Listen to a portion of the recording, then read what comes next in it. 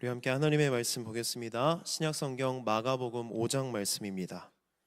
마가복음 5장 1절부터 20절까지 좀 길지만 우리 한 절씩 번갈아 가며 저와 함께 읽겠습니다. 마가복음 5장 1절부터 20절까지의 말씀을 한 절씩 번갈아 가며 읽겠습니다. 제가 먼저 읽겠습니다. 예수께서 바다 건너편 거라사인의 지방에 이르러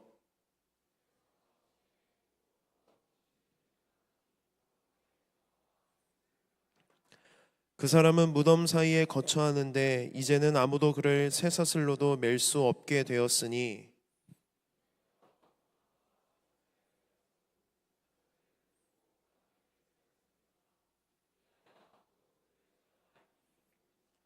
밤낮 무덤 사이에서나 산에서나 늘 소리 지르며 돌로 자기의 몸을 해치고 있었더라. 큰 소리로 부르짖어 이르되 지극히 높으신 하나님의 아들 예수여, 나와 당신이 무슨 상관이 있나이까? 원하건대 하나님 앞에 맹세하고 나를 괴롭히지 마옵소서 하니,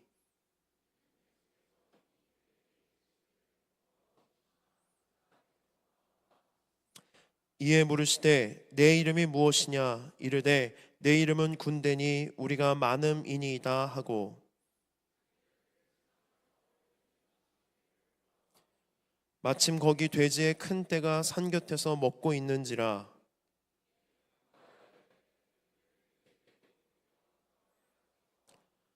허락하신대 더러운 귀신들이 나와서 돼지에게로 들어가매 거의 2,000마리 되는 떼가 바다를 향하여 비탈로 내리달아 바다에서 몰사하거늘.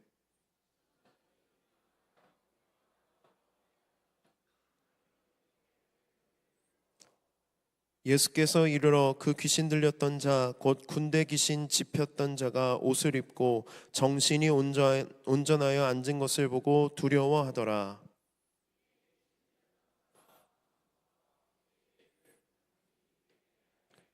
그들이 예수께 그 지방에서 떠나시기를 간구하더라.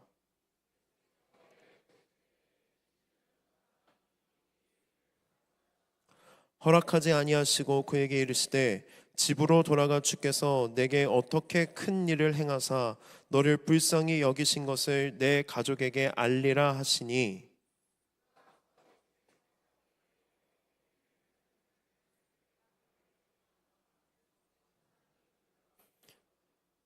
아멘. 네, 긴 말씀 읽으시느라고 너무 수고하셨습니다. 여러분, 이 말씀의 내용을 아시나요? 군대 귀신 들렸던 자가 예수님이 그 귀신을 내쫓아 주시는 사건인데요, 이 본문 말씀이 저에게는 되게 의미가 있는 말씀입니다. 제가 선교를 갈 때마다 저는 꼭 이 본문으로 선교지에 가서 말씀을 전하는데요, 저는 이 말씀이 하나님의 사랑이 얼마나 크고 아름다운지, 그리고 한 영혼의 가치가 얼마나 귀중한지를 잘 보여준다고 생각합니다. 오늘 같은 본문으로 청년 예배 시간에 말씀을 전하는 이유가 있습니다. 사실 선교를 준비하고 기도하면서 제 마음이 좀 답답했습니다. 2년 전이나 1년 전에 선교를 갔을 때에는 선교지를 생각만 해도 막 되게 가슴이 뛰고, 그곳에서 만날 영혼들에 대한 기대도 있고, 그곳에서 해야 될 사역에 대한 소망도 있고, 사역을 준비하는 기간이 저에게 되게 은혜가 되고 기쁨이 되었는데, 올해만큼은 기도를 할 때에도 이전처럼 마음이 뜨겁지도 않고, 선교지에 나아가 전할 말씀을 준비하는데 그냥 원고만 쓸 뿐이지 그 원고에 제 마음이 담기지도 않고, 제가 전해야 될 그 대상들을 떠올릴 때에 그렇게 큰 사랑과 애정을 느끼지 못하는 모습을 제가 이렇게 발견하게 됐습니다. 그래서 하나님 앞에 구하기 시작해서, 하나님 뭐가 문제일까요 도대체? 1년 전에도 2년 전에도 캄보디아 땅에 갈 때에, 카자흐스탄 땅에 갈 때에 하나님 큰 은혜가 있었는데 왜 이번에는 이렇게 이전만큼 큰 은혜를 받지 못할까요? 제가 왜 누리지 못할까요? 라는 마음을 가지고 하나님 앞에 나아가 뜻을 계속 구했습니다. 이때 하나님께서 저에게 두 가지를 깨닫게 해주셨네요. 하나는 지난주 말씀처럼 제가 교만해서 자꾸 저의 경험을 의지하고 있더라고요. 그래, 2년 전에 1년 전에 선교지에 나아가면 이렇게 사역이 진행이 되고, 이런 말씀을 전하면 되고 이렇게 하면 되지 라고 기능적인 준비만 하고 있는 제 자신을 하나님이 보게 하셨어요. 경험을 의지하고 있구나. 내가 참 교만하구나. 그래서 하나님이 저에게 반복해서 겸손하라는 말씀을 주셨고, 그래서 지난주 말씀을 전할 때 그 지난주의 말씀은 그냥 제 고백이기도 해요. 그래, 나는 질그릇이지. 내가 깨지고 부서져야 내 안에 계시는 보배인 예수 그리스도가 아름답게 빛나는데 왜 자꾸 나는 깨지려고 하지 않았을까? 낮아지려고 하지 않았을까라는 마음의 고백을 가지고 말씀을 준비했고 그 말씀을 전했습니다. 그리고 두 번째는 무엇이냐면, 하나님께서 저에게 뭘 깨닫게 하셨냐면, 하정아, 네가 뭘 보고 있는지를 좀 봤으면 좋겠다라는 마음을 주셨어요. 네가 뭘 바라보고 있니? 네가 바라보고 있는 것들이 무엇이니? 그러니까 제가 바라보고 있는 것들이 무엇인지를 보라고 하셔서 기도하면서 제가 뭘 그렇게 바라보고 있는지를 좀 돌아보니까 제 시선이 밖으로만 향해 있더라고요. 밖으로만. 기도할 때마다 나를 통해서 방글라데시 땅이 부흥되기를, 나를 통해서 방글라데시 땅 영혼들이 구원받기를, 나를 통해서 하나님의 일이 일어나기를 위해서 나를 통해서 뭔가 해주세요, 이런 역사가 일어나게 해주세요라고 하면서 그 땅과 그 영혼을 바라보는데요, 하나님이 순서가 잘못됐다는 것을 깨닫게 해주셨어요. 내가 너무 바깥을 바라보고 있구나. 물론 하나님께서 저를 통해서 일하시는 것은 맞죠. 우리의 선교가 아니라 하나님의 선교니까. 그런데 여러분, 하나님은 나를 통해서 일하시지만 내 안에 먼저 하나님이 주실 은혜들이 예비되어 있음을 우리가 알기를 원하신다는 거예요. 근데 우리가 기도할 때 모여서 기도할 때도 그렇고 사역을 준비할 때도 그렇고 늘 우리의 초점은 그 땅에서, 그곳에서 만날 영혼, 해야 될 사역에 우리가 너무 집중하다 보니까 하나님이 정작 나에게 주실 은혜들에 대해서는 기대함과 사모함이 제 안에 없다라는 것을 하나님이 깨닫게 해주시기 시작했어요. 그러면서 저의 기도가 바뀌기 시작했습니다. 하나님, 제가 이번 사역을 통해서 어떤 은혜를 받기를 원하십니까? 하나님, 저를 통해서가 아니라 먼저 제 안에서 하나님 어떤 역사를 이루기를 원하십니까? 제가 보기를 원하시는 하나님의 일이 무엇입니까? 제가 어떻게 변화되기를 원하십니까? 라고 기도를 바꾸기 시작했습니다. 여러분, 하나님은 선교지와 그곳에 있는 영혼에만 관심이 있는 것이 아니라 선교를 하러 나아가는 우리에게도 관심이 있다는 거예요. 우리에게도. 나를 통해서 하실 일들에만 관심과 기대가 있는 것이 아니라 먼저 하나님은 내 영혼에게 관심이 있고 내 영혼을 사랑하시고 내가 누리기를 원하는 은혜들을 준비하고 예비하고 있다는 것을 하나님께서 저에게 가르쳐 주셨습니다. 하나님은 이 마음을 우리 모든 공동체가 갖기를 원하십니다. 하봉사역에 참여하든 참여하지 못하든 하나님은 각 사람에게 먼저 하실 일과 은혜가 있다는 것을 기억하고 먼저 그 은혜를 누리기를 원하세요. 언제나 성경은요, 여러분, 하나님의 은혜를 먼저 말하고 그러므로라는 접속사가 나와요. 너희들이 이런 은혜를 누렸으니 그러므로 이제 그 은혜를 전하는 자들이 되라고 말씀하세요. 근데 우리는 이 순서를 자꾸 거꾸로 할 때가 있다는 거예요. 해야 될 사역, 해야 될 일, 나에게 맡겨주신 본분을 내가 열심히 하려고 노력하다 보니 정작 하나님이 우리에게 예배하신 은혜들을 놓치며 살아갈 때가 있다. 그럴 때 우리에게 나타나는 특징이 무엇이냐면 사역이 붙여요. 붙인다는 말이 어떤 뜻인지 아세요? 사역이 버거워요. 힘들어요. 내가 해야 된다는 압박감과 해야 된다는 당위성 때문에 사역을 하지만, 하나님의 일을 하지만 하나님을 잃어버리게 되는 거예요. 그래서 하나님은 우리 모두에게 은혜를 예비하셨고 그 은혜를 먼저 누리기를 원하신다. 그래서 오늘 우리가 그런 관점을 좀 가졌으면 좋겠는데, 여러분, 하봉사역에 참여하든 참여하지 않든 먼저 하나님이 여러분들에게 주실 은혜가 있다는 것을 기억하셨으면 좋겠고, 우리가 그걸 먼저 좀 구했으면 좋겠어요. 하나님, 이번 선교를 통해, 사역을 통해, 내 삶의 사명을 통해 내가 먼저 누리기를 원하고 내가 먼저 보기를 원하는 하나님의 일과 역사가 무엇입니까? 내가 먼저 경험하기를 원합니다 라는 그런 고백이 있었으면 좋겠습니다. 그래서 오늘은 저는 여러분들에게 어떤 말씀을 전할 거냐면, 한 영혼의 가치가 얼마나 귀한지 그 주제를 가지고 말씀을 전하려고 합니다.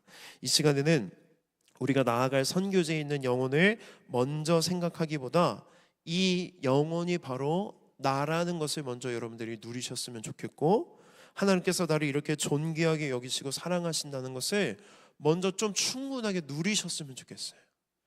그리고 그 은혜를 여러분들이 선교지나 각자 삶의 자리에 가서 좀 흘려보냈으면 좋겠습니다. 오늘 본문 말씀은 5장입니다. 마가복음 5장.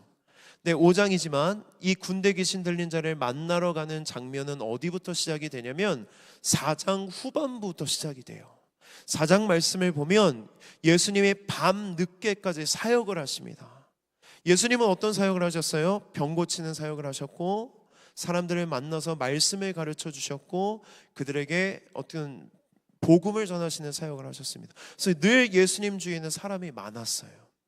근데 예수님이 그렇게 밤늦게까지 사역을 하시고 평소에는 잠을 주무시고 쉬시지만, 이날만큼은 특별하게 제자들에게 뭐라고 말씀하시냐면, 자, 배를 타고 건너편으로 건너가자라고 말씀하세요.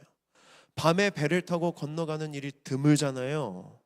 그런데 건너가자라고 말할 때 아무 이유도 가르쳐 주시지 않았지만 제자들이 순종해서 그 배를 타고 건너편으로 건너갑니다. 근데 예수님이 얼마나 피곤했는지 성경을 보면 배에서 베개를 베고 주무셨다고 나와요. 그렇게 주무시면서 제자들은 열심히 노를 젓고 건너가다가 광풍을 만나게 됩니다. 근데 얼마나 광풍이 심했는지 배가 난파될 정도로 위험해졌어요. 그런데 예수님이 얼마나 피곤하냐면 그 배가 깨질 위기 속에서도 주무시고 계세요. 그 정도로 예수님이 피곤하셨는데 제자들이 죽을 것 같으니까 예수님을 막 흔들어 깨우기 시작하는 거예요. 예수님, 큰일 났습니다. 일어나 좀 보십시오. 우리 다 죽게 생겼습니다. 그때 예수님이 일어나셔서 바람과 파도를 꾸짖으십니다. 그리고 잠잠케 하세요. 그리고 제자들과 함께 목적지인 거라사 지방이라는 곳에 도착하십니다. 여러분, 이 과정을 잘 기억하십시오. 밤늦게까지 주무시지도 않고 쉬지도 않고 죽음의 광풍을 지나 그 마을에 도착했어요. 마을에 도착하자마자 왜 그곳에 가게 됐는지에 대한 이유를 알게 됩니다. 예수님께서 배에서 내리자마자 더러운 귀신 들린 사람이 무덤 사이에서 뛰쳐나와서 예수님을 만나요. 말씀을 보면 이 사람의 상태가 상세하게 나옵니다. 귀신에 들렸는데 어디에서 산다고 이야기를 해요? 무덤가에서 산대요. 그리고 힘이 너무 세서 쇠사슬과 쇠고랑을 채워서 통제하려고 하지만 통제가 되지 않는데요. 아무리 쇠사슬로 그 사람을 묶어놔도 힘이 너무 세서 그 쇠사슬과 쇠고랑을 다 부셔버립니다. 그리고 무덤 사이를 소리를 지르면서 막 돌아다니고 자기 몸을 막 긁고 해치고 자해를 하고 있어요. 여러분, 이 장면을 한번 상상해 보세요. 무덤가입니다. 발가벗었대요. 발가벗고 막 소리를 지르며 무덤 사이를 뛰어다녀요. 아무도 이 사람을 제어할 수도 없어요.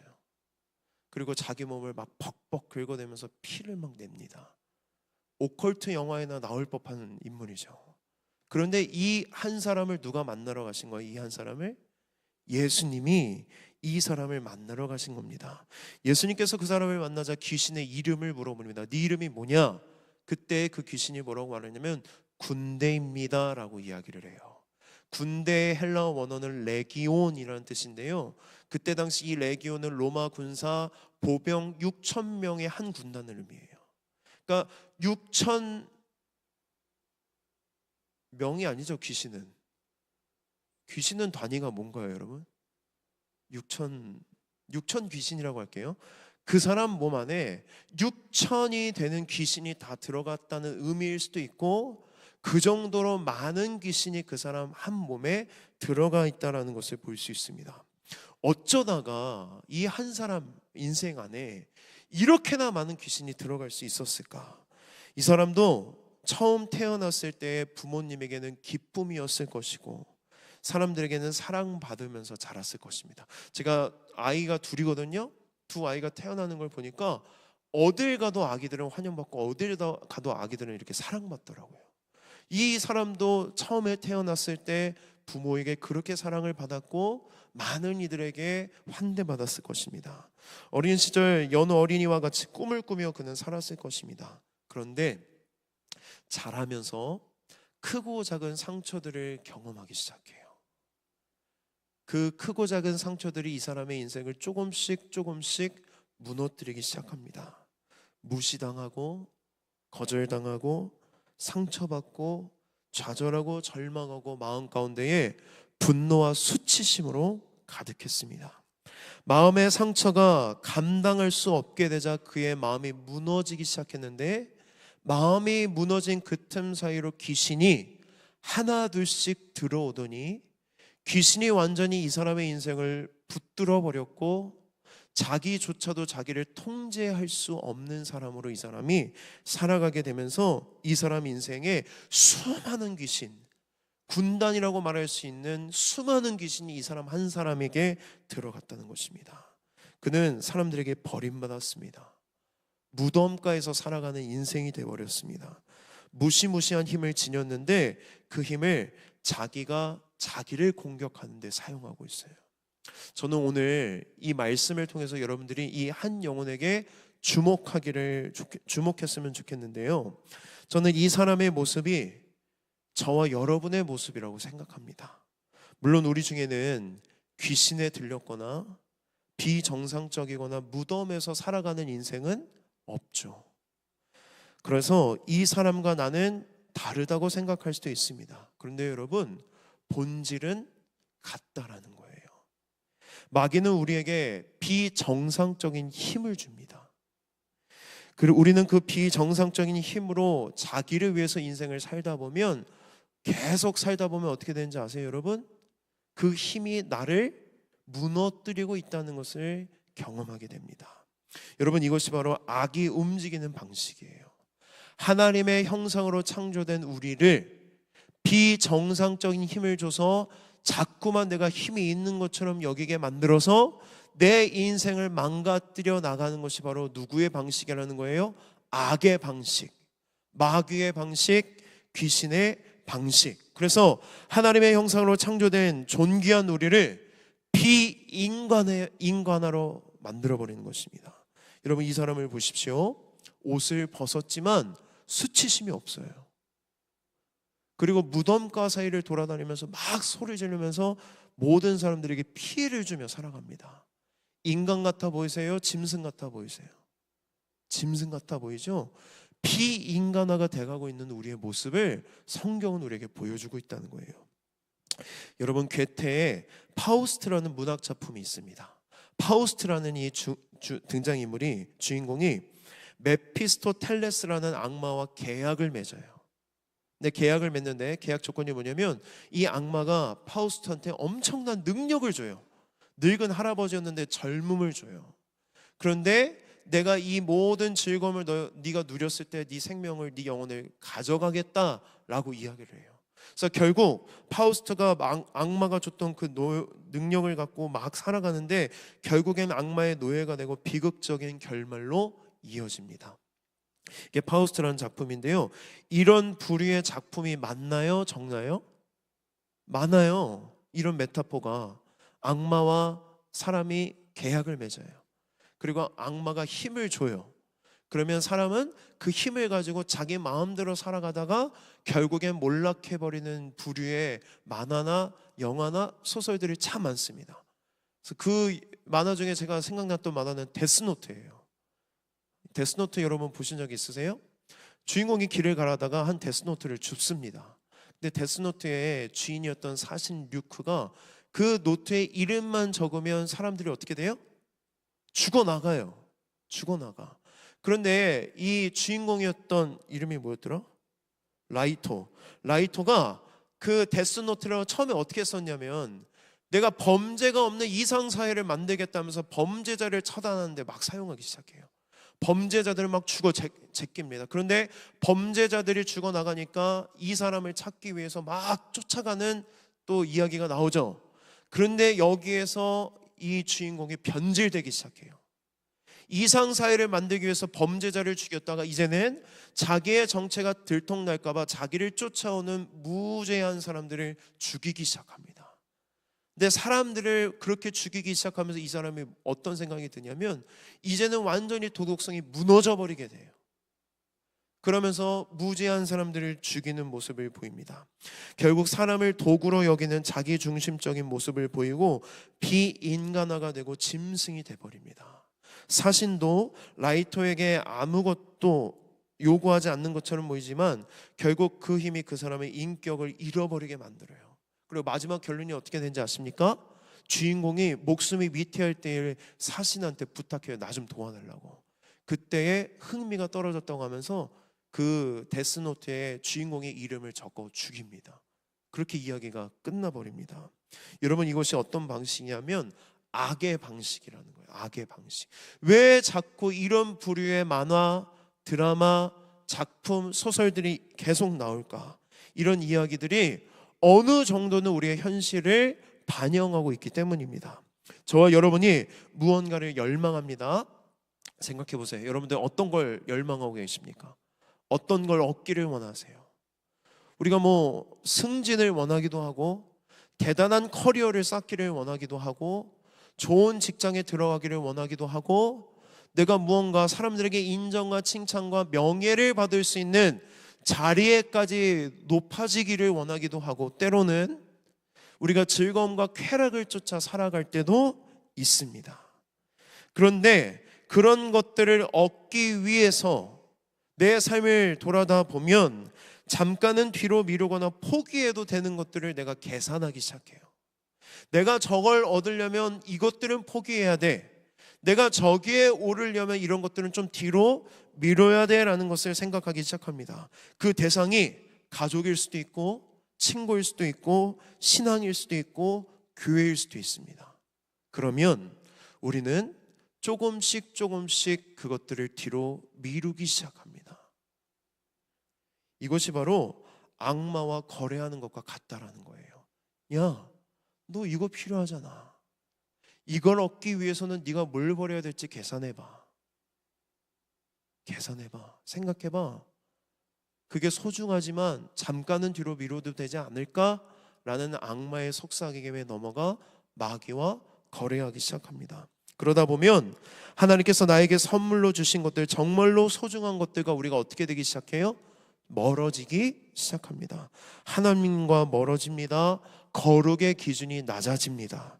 법에 걸리지만 않는다면 비윤리적이더라도 내가 얻는 것을 얻을 수만 있다면 우리는 법을 어길 때도 있다라는 거예요. 내가 원하는 것들을 위해 경쟁자들을 비난하고 그들을 밟아 짓누르면서 올라가기 시작합니다. 이 모든 과정에서 우리는 서서히 어떻게 되냐면 짐승이 되는 거예요. 인간다움을 잃어버리기 시작해요. 인간다움이 뭘까요, 여러분? 가장 인간다운 것은 바로 하나님의 형상이에요. 하나님은 우리 인간을 인간답게 만드시려고 하나님의 형상을 주셨는데 내가 자꾸만 내가 얻고 원하는 것들을 바라보며 살아가다가 그것들을 놓치기 싫어서 인간다움을 버리기 시작한다는 거예요. 그럼 뭐가 됩니까? 짐승이 돼버리는 것입니다. 그러면 우리가 미친 듯이 목표만을 바라보고 달려가다가 주변 사람을 보지 못하고 서서히 차가워지고 냉담해지기 시작합니다. 진정한 자아를 잃어버리고 하나님의 형상을 잃어버리고 사람이 아니라 짐승이 돼가는 거예요. 여러분, 군대 귀신처럼 우리 안에도 수많은 것들로 가득 차 있다는 것입니다. 여러분의 내면을 한번 들여다보실래요? 나는 지금 어떤 것들을 포기하고 버리면서까지 내가 원하는 것들을 쫓아가며 살아가고 있는가? 그것을 쫓으며 살아가는 우리 인생에 정말 소중한 것들을 내가 놓치고 살아가고 있는 것은 아닌가? 내 안에는 어떤 것들이 그렇게 가득 차 있는지 우리의 내면을 좀 돌아보기를 원합니다. 그렇게 수많은 것들을 우리 안에 가득 채워지기 시작하면 우리는 나도 내가 어떤 사람인지 모르게 됩니다. 그리고 어떤 일들이 일어난지 여러분 이 말씀을 통해서 우리가 알 수 있는 게 뭐냐면 발가벗은 채로 무덤가에서 살아가고 있지만 수치심을 몰라요. 저는 지금 우리의 시대가 수치심을 모르는 시대라고 생각해요. 내가 범죄를 하거나 내가 죄를 어기거나 이런 것들을 별로 부끄러워하지 않아요. 당당해요. 잘못한 것에 대해서 별로 수치심을 느끼지 못합니다. 뭐가 죄인지 아닌지 구분하지 못합니다. 분별하지 않아요. 그냥 세상의 기준과 가치관을 받아들여요. 이게 하나님의 기준인지 하나님의 말씀에 위배되는 것인지 나에게 어떤 관심도 없어요. 그냥 세상의 가치관, 세상의 기준을 따라 살아갑니다. 자기 탐욕대로 내가 원하는 대로 또는 내가 편한 대로 살아갑니다. 이렇게 살아가다 보면 우리 인생이 어떻게 되는지 아세요, 여러분? 두 가지로 나타납니다. 하나는 자기가 원하는 대로 살아가는 내 모습을 자아도취되면서 주변을 아예 신경 쓰지 않는 괴물이 되던가, 또 하나는 내 모습에 자꾸 실망하고 열등감과 수치심을 느끼면서 자기 분노와 자기 부정에 빠져서 자꾸 자학하는 상처투성이의 삶을 살아가게 된다는 거예요. 이 둘은 극과 극으로 달라 보이지만 여러분 본질은 같아요. 자기 반성하지 않습니다. 과도하게 누군가를 비난하고 탓하거나 병적으로 나를 비난하고 나를 탓할 뿐입니다. 이렇게 자기 연민과 자기 중심성이 계속 쌓이다 보면 우리는 인간성을 잃어버리고 짐승이 되기 시작합니다. 이 문제가 해결되지 않고 계속 깊어지면 여러분 어떻게 되는지 아세요? 가장 극단적인 상황까지 간 사람이 바로 오늘 말씀에 나오는 사람이라는 거예요. 여러분 이 사람은 멀리 있지 않다라는 거예요. 우리도 계속 이렇게 살아가다 보면 이 사람처럼 변질되고 이 사람처럼 무너질 수밖에 없다는 것이 오늘 말씀의 포인트라는 것입니다. 예수님은 이 영혼을 바라보고 계셨습니다. 이 영혼의 울부짖음을 듣고 계셨습니다. 그리고 이 영혼의 아픔과 상처를 공감하시고 예수님은 긍휼히 여기셨어요. 여러분 동정하는 것과 긍휼히 여기는 것의 차이가 뭔지 아세요? 동정은요 이런 거예요. 우리가 유튜브로 찬양을 듣다 보면 기독교인들이 주로 찬양을 들으니까 유튜브 광고로 뭐가 많이 나와요?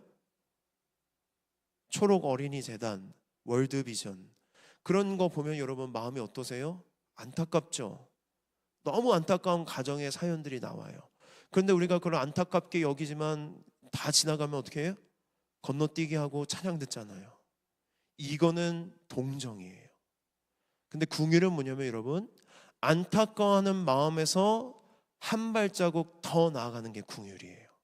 긍휼은 무엇이냐면 내가 직접 그 사람에게 다가가 그 사람이 필요한 도움을 주는 게 긍휼이에요. 우리는 어쩌면 긍휼히 여기는 게 아니라 동정만 하고 있을 뿐이에요. 그런데 예수님은 우리 같은 이 영혼들을 동정만 하신 게 아니라 어떻게 하셨다는 거예요? 긍휼히 여기셨다는 거예요. 긍휼히 여기셔서 그 영혼을 그냥 내버려두면 평생 그렇게 자기 중심성의 지옥에 갇혀서 분노로 가득 찬 인생을 살아갈 수밖에 없기 때문에 그 영혼을 밤 늦은 시간 피곤함을 무릅쓰고 죽음의 광풍을 지나 그 한 영혼을 만나러 가셨다는 것입니다. 여러분 그 한 영혼이 바로 누구라는 거예요? 저와 여러분이라는 거예요. 우리가 어떻게 이 자리에 앉아서 예배를 드리고 있습니까? 예수님의 긍휼하심이 아니라면, 예수님이 내 인생에 찾아오시지 않았더라면 우리도 이 사람과 같이 인생을 살아갔을 텐데 우리를 그냥 내버려 두지 않으셨기 때문에 우리가 예수님을 믿게 되었고 구원받게 되었고 우리의 삶이 변화되고 있다는 거예요.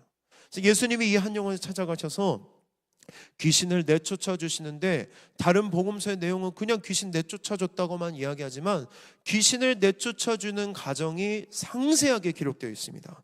우리 그 귀신을 어떻게 내쫓으시는지 13절 말씀을 한 번 더 읽겠습니다. 시작.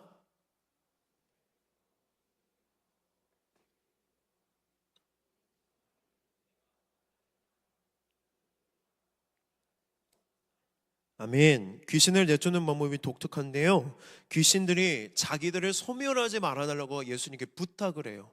예수님이 나가라고 하거든요. 나가라고 하면 예수님의 한마디만으로도 이 귀신들은 소멸돼요. 근데 예수님이 소멸하실 수 있음에도 불구하고 이상하게도 돼지에게로 들어가는 것을 허락해달라는 귀신의 요청을 허용해 주십니다.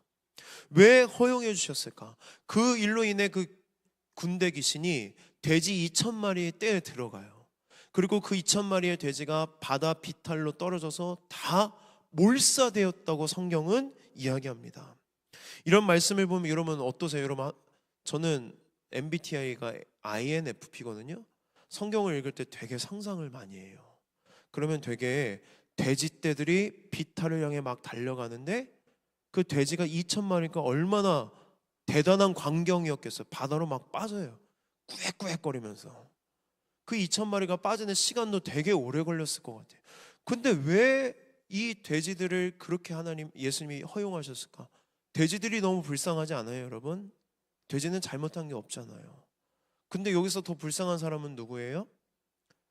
돼지떼의 주인이에요. 제가 그래서 검색을 해봤어요. 지금 돼지 한 마리 시세가 얼마인가? 근데 꽤 싸더라고요. 한 마리에 50만 원밖에 안 한대요, 도매가가. 근데 우리한테 올 때 더 붙겠죠. 50만 원이어도 싸다고 생각하는데 2,000마리면 계산하면 얼마예요? 안 돼요, 계산? 얼마? 10억이에요, 10억. 10억 원의 가치를 하는 돼지가 다 한 번에 어떻게 해요? 바다에 빠지게 됐습니다. 돼지 2,000마리의 생명도 귀하고 돼지 주인의 마음도 귀합니다. 여러분 오해하지 마십시오. 돼지를 죽인 건 예수님이 아니에요. 예수님이 단지 돼지에 들어갈 것을 허용했을 뿐이지 귀신들이 예수님에게 피해를 입히기 위해 다 빠져 들어간 것입니다. 그런데 왜 허용하셨을까? 예수님은 이 한 영혼을 위해서 그런 결정을 내리신 거예요.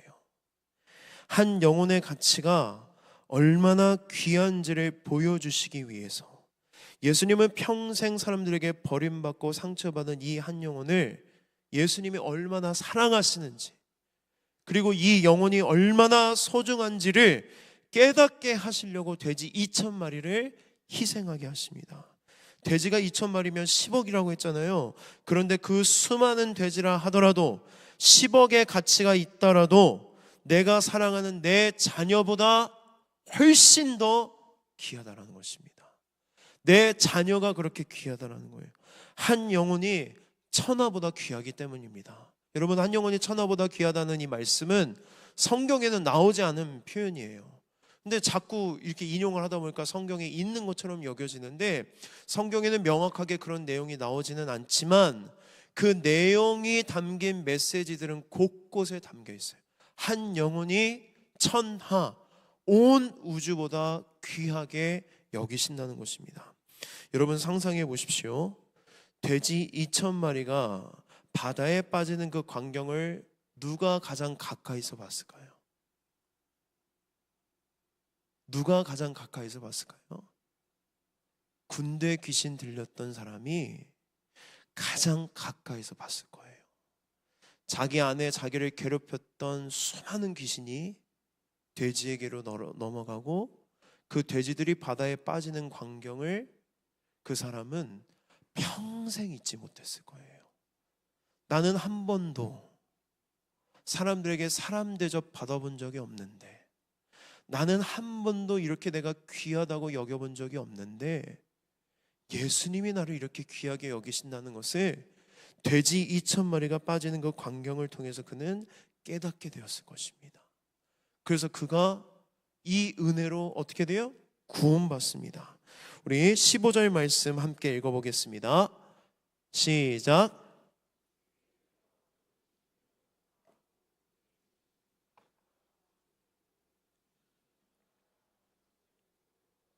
아멘.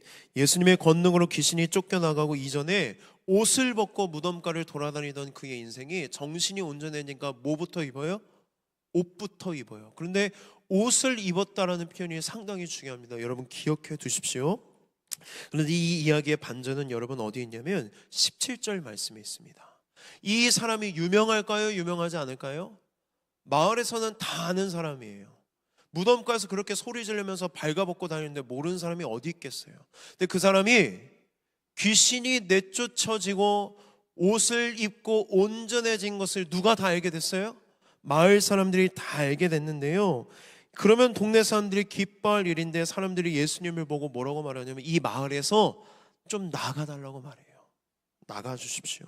근데 재밌게도 이 나가달라는 헬러 말의 어근과 똑같은 말이 무엇이냐면 예수님이 귀신을 향해 나가라는 말과 똑같은 어근이에요. 어떤 표현입니까? 예수님은 인간을 고통스럽게 했던 귀신을 나가라고 해서 내쫓아 주셨습니다. 그런데 재산을 잃어버린 사람들은 분노해서 예수님께 나가달라고 말하는데 마치 예수님의 귀신처럼 여기는 거예요. 예수님, 우리 마을에서 좀 나가주십시오. 우리의 재산이 다 날아갔습니다. 당신 때문에. 이들에게는 한 영혼이 돌아온 것에 대한 가치가 전혀 없다는 거예요. 뭐만 더 큰 거예요? 내 재산을 잃어버린 것에만 더 큰 가치를 두지 한 영혼이 하나님께로 돌아온 것에 대한 가치를 느끼지 못한다는 것입니다. 우리는 이 말씀을 통해서 진정한 빌런이 누구인지를 보게 됩니다. 처음에는 귀신 들려서 사람들에게 피해를 줬던 이 사람이 빌런인 줄 알았는데 이 사람 이면에 귀신이 있다는 것을 보고 그 귀신이 빌런이라고 생각했어요. 그런데 마지막에 가다 보니까 누가 가장 빌런입니까? 그 마을 사람들이 가장 빌런이라는 것을 알게 됩니다. 마을 사람들은 한 영혼이 살아난 기쁨보다 자신들의 경제적인 손실이 더 컸습니다. 한 영혼의 가치보다 눈앞의 이익을 우선시하는 것이 여러분 죄의 본질이에요. 죄의 본질인 자기의 중심성이 무엇입니까? 사람을 사람으로 여기지 않고 물건으로 여기는 거예요. 물건의 쓸모를 따라 그 사람의 가치를 정하는 게 죄의 본질이에요. 예수님에게는 그 한 영혼이 돼지 2,000마리보다 더 귀했지만 그 사람들에게는 돼지 한 마리보다 그 사람이 귀하지 않았다는 것입니다. 그래서 마을 사람들은 예수님 보고 나가라고 해요. 그런데 더 반전은 무엇이냐면 예수님이 순순히 그 마을을 떠나십니다. 분노하시거나 그들을 심판하지 않으십니다. 왜 그러실까요? 예수님은요, 그들도 긍휼히 여기시기 때문이에요. 영혼의 가치를 모르는 그들조차도 예수님은 그들을 긍휼히 여기시고 사랑하시기 때문입니다. 마귀에 사로잡혀 하나님의 일하심을 보지 못하고 자기 죄에 사로잡혀서 자기 이익만 따지고 냉담하고 끔찍한 상태에 빠진 우리를 구원하려면 심판이 아니라 희생이 필요하기 때문이에요. 그래서 예수님이 그 마을을 떠나고 어떤 일을 계속 행하는지 아십니까? 여러분들이 마가복음 말씀을 쭉 읽다 보면 마가복음의 결론에 이르렀을 때에 예수님이 하신 일을 보게 됩니다. 그러면 여러분, 이 남자가 옷을 입고 온전해지기 위해서 예수님이 옷이 완전히 발가벗겨진 채 십자가에 못 박혀 있는 것을 우리는 보게 됩니다. 예수님은 모든 옷이 벗겨진 채로 수치스럽게 십자가에 못 박히십니다. 이 남자는 무덤가에서 살아가던 인생이었습니다. 그런데 이 남자를 구원하기 위해 예수님은 골고다라는 해골 무덤 사이에 십자가에 못 박혀 죽으십니다. 이 남자가 쇠사슬과 쇠고랑으로 묶여 있던 것처럼 예수님은 두 손과 두 발이 십자가에 못 박히십니다. 이 남자가 자신의 몸을 자해했던 것처럼 예수님의 몸은 로마 군인들의 조롱과 채찍질에 온몸이 살이 찢겨지시고 마지막에는 그 옆구리에 창이 찔려 모든 피를 다 흘리십니다. 이 남자는 알아들을 수 없는 소리를 지르며 다녔지만 예수님은 극단적인 공포와 고통 속에서 외치십니다. 나의 하나님, 나의 하나님, 어찌하여 나를 버리시나이까. 이 남자가 모든 사람에게 버림을 받아 무덤 사이에서 살아갔던 것처럼 예수님은 하나님 아버지께 버림받으십니다. 여러분, 복음이 뭘까요? 복음은 위대한 자리 교환의 은혜예요. 위대한 자리 교환의 은혜. 나의 죄로 인해 내가 받아야 될 형벌과 그 심판과 저주와 진노를 예수님이 대신 받으시고 내가 예수님의 자리에 앉는 것이 바로 복음의 은혜입니다.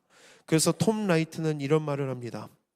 마가는 여기에서도 우리에게 더 큰 이야기를 보라고 한다. 마가 이야기의 절정에 따르면 예수님은 발가벗고 격리된 채 도시 밖 무덤 사이에서 로마의 통상적 고문 방법인 십자가에 몸이 찢기시면서 알아듣지 못할 소리를 외치신 것이다. 로마의 채찍에 박힌 작은 돌들이 그분의 살을 찢을 것이다.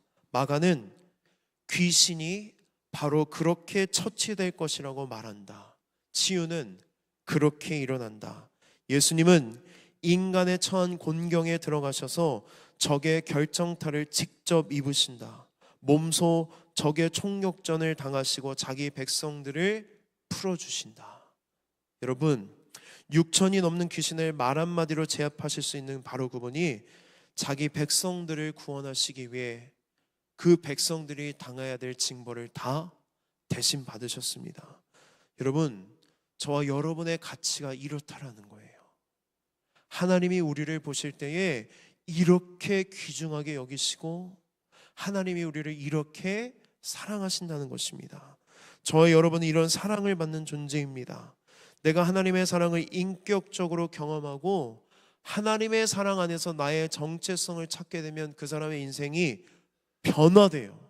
어떻게 변화되는지 우리 말씀을 함께 보겠습니다. 마가복음 5장 20절 말씀 함께 읽겠습니다.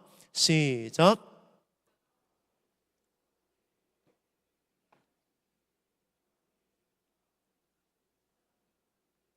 아멘. 이 남자가 자신의 인생을 구원해 주신 분이잖아요.